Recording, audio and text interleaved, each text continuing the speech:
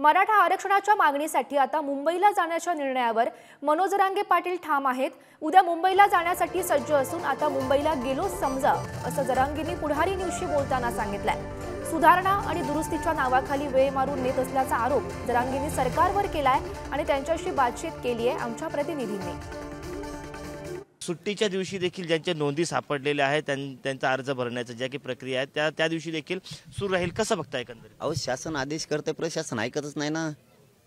मग हे 23 डिसेंबर पासून केलं असतं तर 20 जानेवारी पोहोच एक तरी पत्र राहिलं असतं का? एक जे 2 दिवसात काम व्हायचं ते महिन्यात झालं असतं नाही। आता 23 डिसेंबर ते आता 23 जानेवारी पकडू आपण, 1 महिना झाला आहे। तुम्ही आत्ता पोत काय केलं? हे प्रशासन, शासन आदेश करतंय, सरकार प्रशासन करत नाही। याला कमी केलं पाहिजे कामं, तेव्हा हे स्वतःसारखे सरळ होणार आहेत। अरे, आमच्या मराठ्यांच्या नोंदी मिळाल्या असून तुम्ही प्रमाणपत्र देत नाहीत, किती अन्याय आहे मराठा समाजावरती, आणि आम्ही का सहन करायचा?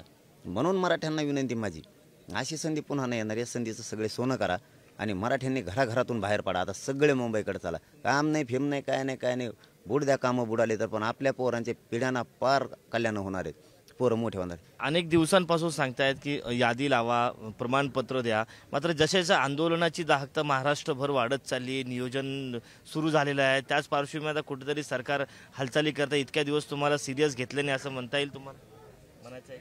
पहिल्यापासूनच मराठीला सिरियस नाही घेतलेले यांनी। 45 वर्षापासून लढाई, यांना मराठीला द्यायचंच नव्हतं, पण असे खंबीर खुटाडं लागले तर मराठी आता सध्या त्यांना नमुनेबाज, त्याच्यामुळे त्यांच्या पुढं पर्यायच नाही राहिला आता आरक्षण दिल्याशिवाय। इथून पाठीमागं त्यांनी खेळवत ठेवला आम्हाला, जाणून बुजून आमच्या 5-7 पिढ्या बर्बाद करून टाकल्या यांनी।